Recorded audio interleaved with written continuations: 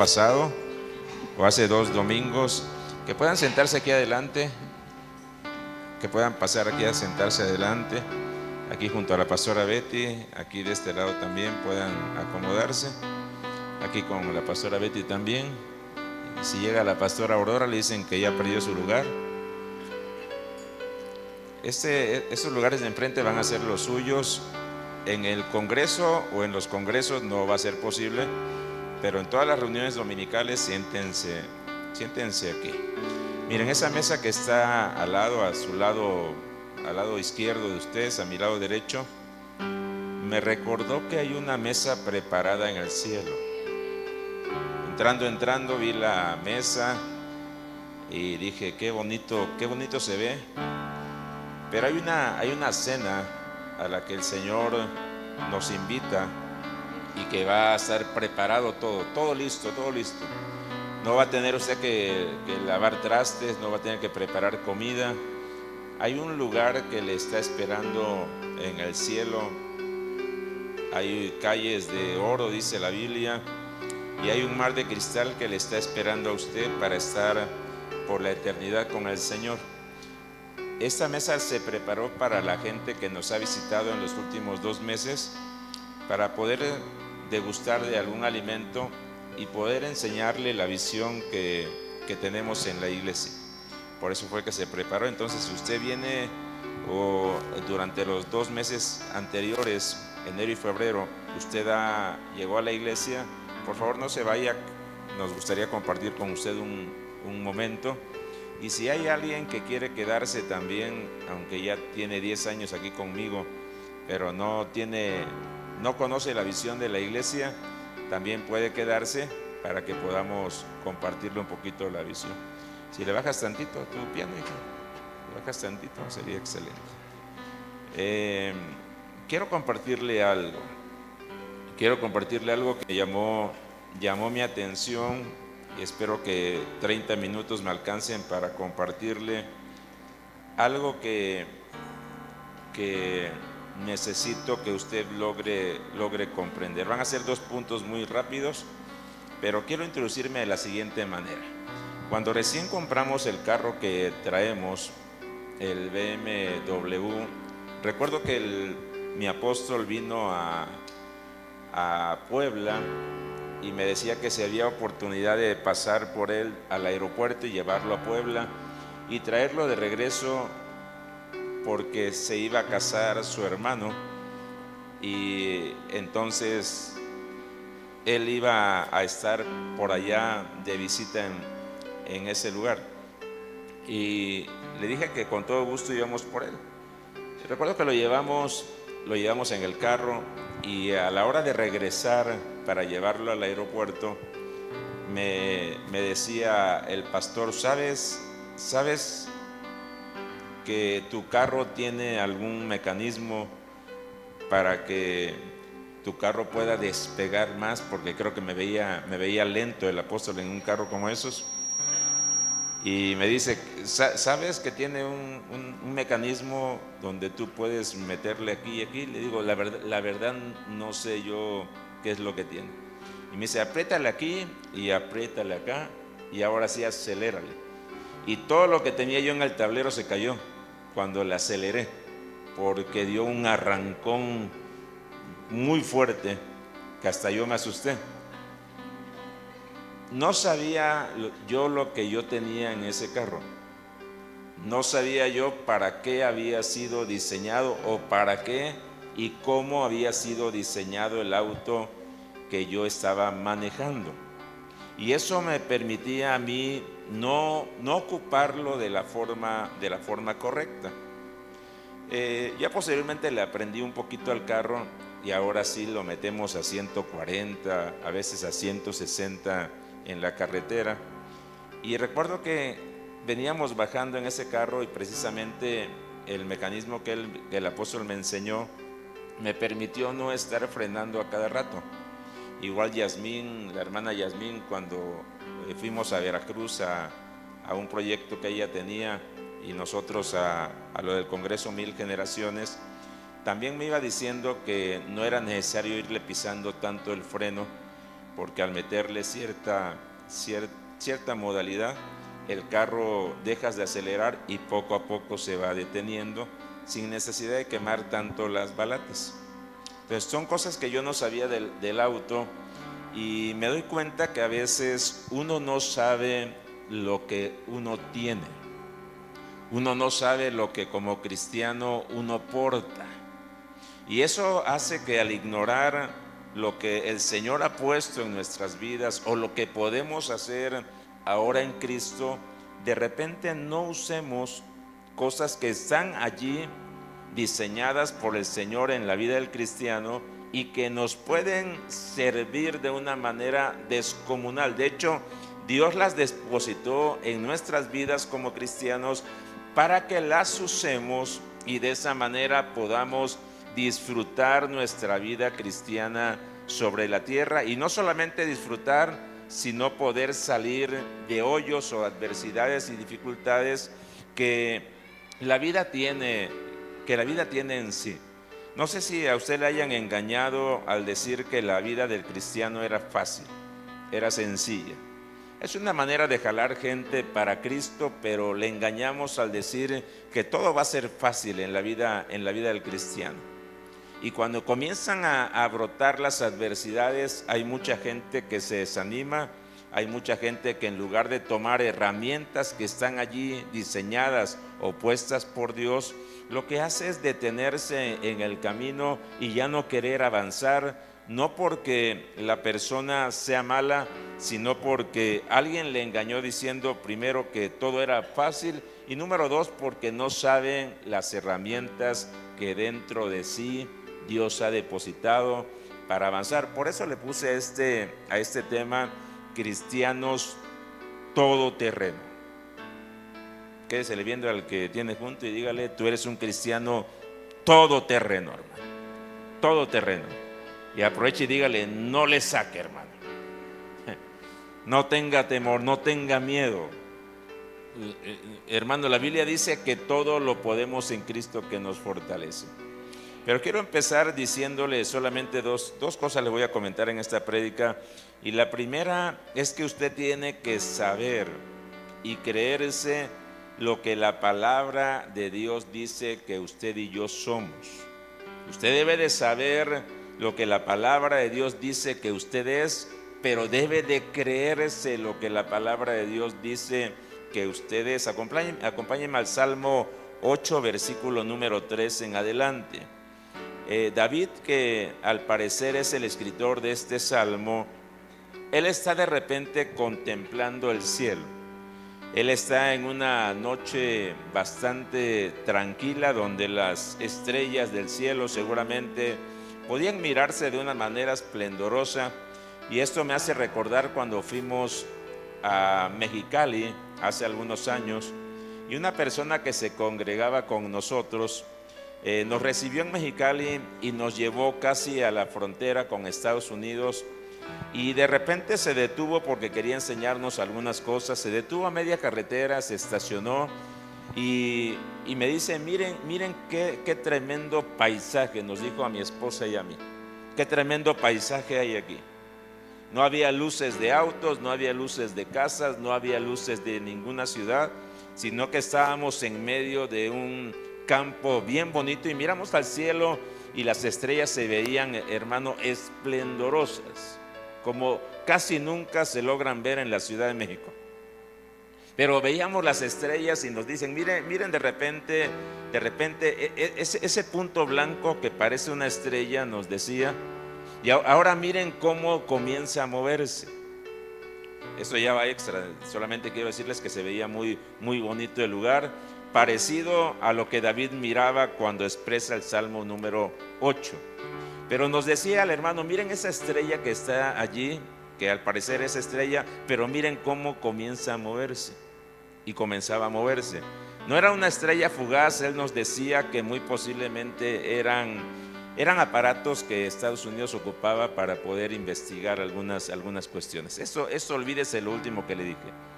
Lo que me llamó la atención es que todo se veía muy bonito. Estar en medio de la naturaleza es un tiempo donde nos permite ver y contemplar las maravillas de Dios. Ahora, no necesitamos estar en un lugar así para observar las maravillas de Dios.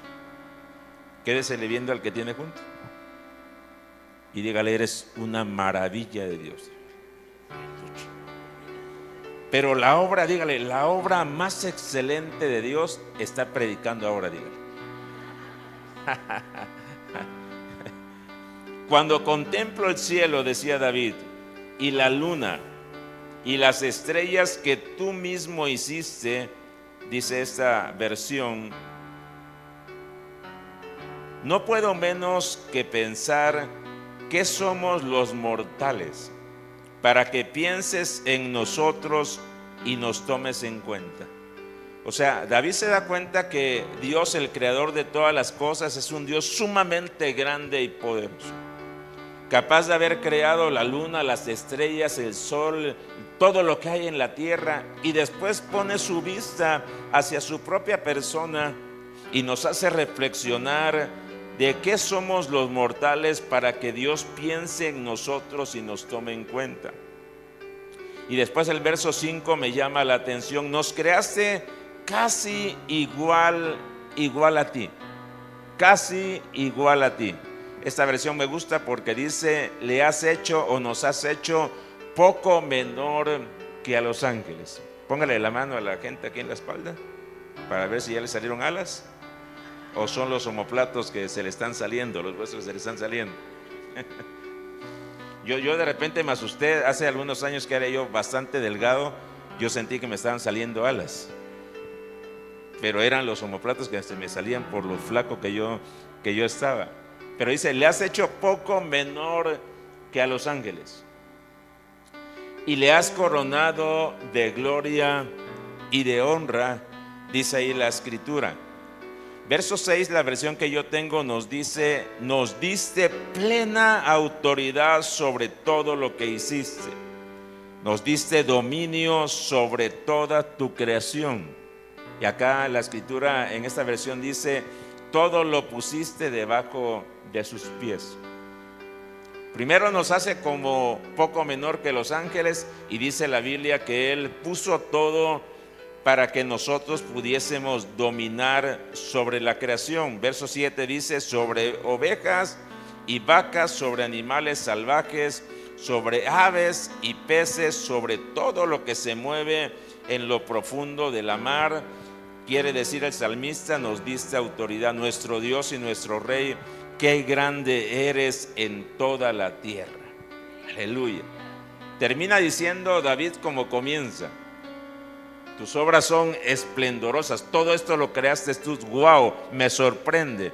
Y termina este versículo diciendo: qué grande eres, Señor, en toda la tierra. Lo primero que quisiera yo que usted pudiera tener en su corazón es que usted es una persona creada por el Señor, y el Señor le ha hecho poco menor que los ángeles.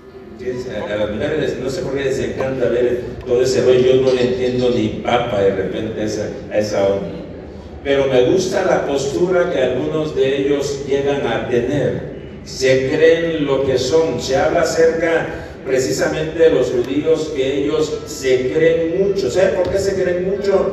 Porque son mucho. Son el pueblo de Dios. Son personas que entienden cuál es su identidad. Ellos saben que fueron creados para tomar un lugar importante, y precisamente este pasaje ellos lo toman literal. Son parecidos. Otra versión dice: nos has hecho muy parecidos a los dioses. Ellos se creen lo que son, y usted y yo necesitamos tomar la identidad en primer lugar que el Señor ha depositado en cada una de nuestras vidas, y creernos no una falacia, sino creer lo que la palabra de Dios dice que cada uno de nosotros somos. Por eso me gusta vacilar de repente y decirle que cuando usted salga de la iglesia, por favor meta la panza, saque el pecho, levante las pompis, camina así. Y a cualquiera que se le atraviese en el camino, hágale. cuando le digo, oye, ¿qué te pasa? Es que soy un hijo de Dios. No lo haga porque se va a meter en problemas, ¿no? Pero sí tiene usted que sentirse lo que usted es, porque repito, habrá personas, habrá hijos, habrá padres, habrá amigos, habrá inclusive en la iglesia personitas o cristianos que le hagan sentir a usted que usted tiene poco valor. Lo peor de todo es que usted se mire en el espejo y usted mismo se ponga una etiqueta que usted no tiene. Y eso me pasaba a mí cuando era yo bastante joven, y pienso yo que bastante, mire, de chamaco estaba yo guapo, pero tuve algunos problemas. Me hicieron unas cicatrices en los labios, tengo tatuajes en el cuerpo, tengo varias cicatrices que me dejó la vida antigua, que les he platicado que yo sentía que no me iba yo a poder casar. Estaba yo tan feo, me miraba yo en el espejo y rompía yo los espejos porque me miraba yo mal, me miraba yo feo. Tenía yo un mal concepto de mi persona, de tal manera que no pensé que me pudiera casar, y mucho menos que Dios pudiera utilizarme para predicar su palabra. Y como soy un ser humano como usted, lo más seguro, porque suele ocurrir, y si no, véanlo con las mujeres. Las mujeres tienen su pelo negro y ven a otra vieja con el pelo rubio y se lo pintan, y al rato ven a una con el pelo rojo y tampoco están contentas y se lo pintan, no están conformes con nada. Nunca he entendido para qué se quitan las cejas y luego se las pintan. Por eso se dice que el hombre es el ser más hermoso y perfecto. Sí, amén. Denle el aplauso a los hombres, denle el aplauso a los hombres. Y las mujeres muéranse de envidia. Mira, así. Y ni tengo, dice, ni tengo. Pero contento, hermano. Miren, los hombres háganse así. Nada de pintura. Los labios rojos, carmesí, miren. No ocupamos de nada. Una playera, un pantalón, un short, unos tenis, y guapísimos. ¿Cuántos dicen amén? Aleluya. Nos vamos a ir a legendarios con estos hombres.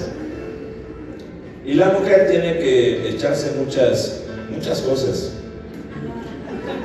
A veces porque no están a gusto con lo que Dios les dio y cómo Dios las hizo. No digo que no se eche nada. Hay algunas mujeres que necesitan echarse todo Mary-Kay. Todo Mary-Kay. No digo que no se echen nada. Yo lo que le digo es que con pintura o sin pintura, usted ya es valioso. No necesita verse en el espejo con sus labios pintados para sentirse valioso. No necesita que su marido todos los días le diga: qué guapa estás. Es bonito que se lo diga, y casi siempre las viejas están: ¿me amas? Yo por eso ya tengo grabado ahí un disco de te amo, para que no me esté preguntando, y ya ella solita lo va poniendo en la grabación. Pero no necesitamos los hombres que tampoco la mujer, aunque se siente bonito, nos diga qué guapo estás. No lo necesitamos, o no lo deberíamos de necesitar. Deberíamos leer la Biblia y entender lo que Dios nos dice. Te he hecho poco menor que a los ángeles. Ese texto los hombres deberíamos de pegarlo en algún lugar de nuestra casa, para que cuando la mujer te diga que estás feo,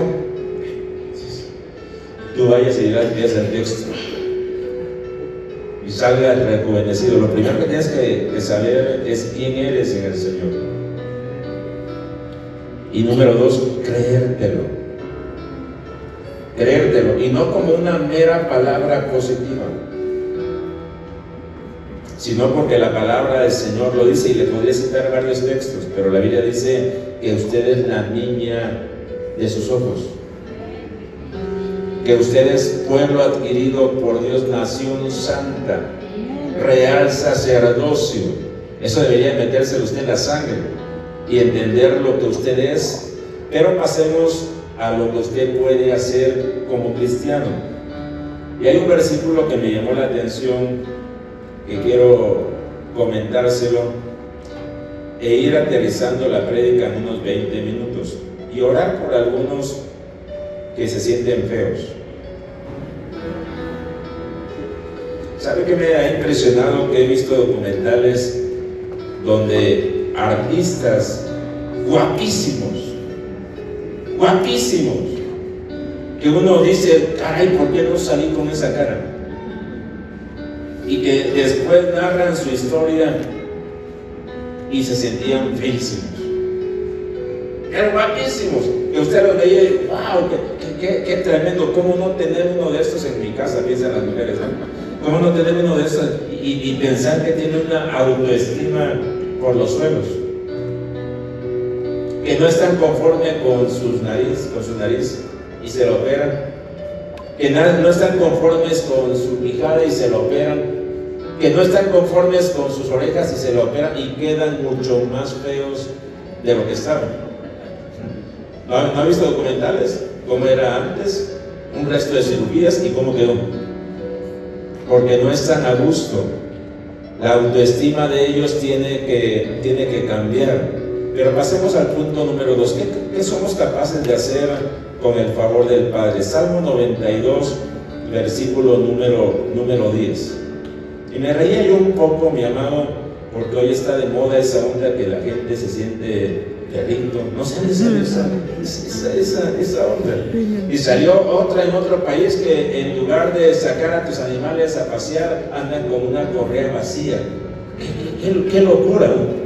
Qué locura que anden con la correa vacía y que anden corriendo con el perro, brincándolo y los obstáculos. El ser humano ha transportado las cosas que Dios creó a hacer cosas que son bastante complicadas de pensar.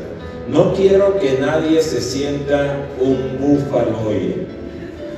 No vaya a comenzar a emprender la carrera y a correr y a decir, soy un búfalo. ¿Cómo se llama eso que está pasando ahorita? ¿Los tres? ¿Cómo? Esa cosa. Eso. No vaya usted a sentirse oveja y se empieza a comer el pasto de acá enfrente. No estoy con la intención de decirle que usted es un búfalo. Pero sí estoy con la intención de que usted tiene que tener aquellas cosas que Dios puso en este animal, en esta creación suya. El salmista, no sé si sea David, habla después de comentar muchas cosas, y en esta versión dice, pero tú aumentarás mis fuerzas como las de búfalo. Hay ocasiones donde solamente creemos en las fuerzas, en la fuerza del búfalo. Este versículo se ocupa bastante cuando uno está orando y no tiene uno muchas fuerzas. Uno le dice, Señor, multiplica mis fuerzas, haz que yo tenga fuerzas como las de un búfalo. Y si nos enojamos con la esposa, queremos esas fuerzas como para acabar con ella, ¿no? Acabar con ella o acabar con él. Pero mi amado, cuando estudio un poquito acerca del búfalo, me encuentro con que hay un tema del búfalo que me llamó la atención, y se habla de la doble tracción del búfalo. La doble tracción del búfalo. Me puse a investigar qué era esto de la doble tracción, y también yo quería ponerle Cristianos 4x4 al tema. Y esto se dice de la doble tracción o 4x4 o 4WD, es un sistema de transmisión vehicular que distribuye la potencia del motor a las 4 ruedas simultáneamente. escuche, mejorando el agarre en terrenos difíciles, en lodo, en nieve o en pendientes. Estos carros, como los que se usan allá en Guatemala para subir a la montaña cuando vamos a Legendarios, se usan puras camionetas 4x4. No puedo llevar mi carro porque no voy a poder subir